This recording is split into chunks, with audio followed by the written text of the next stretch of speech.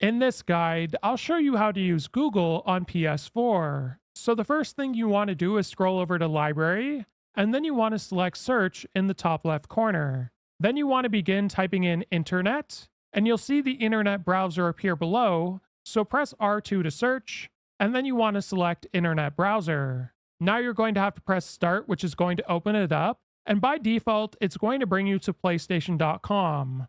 So let's first make this full screen by pressing square on the controller, and then you want to press triangle on your controller to bring up search. Now I'm going to begin typing in Google, and once it appears, you can select it, and then you want to press R2 on your controller to search. Then what you want to do is select Google in the top left corner, and when I select it, it'll bring us to the home page. Now, if you want to make it full screen, you want to press R3 multiple times, it'll zoom you in. And if you want to zoom out, all you have to do is press L3. So now it's just a matter of searching what you want on Google and you're using the browser. If this guide was helpful, like and subscribe, and we'll see you in the next one.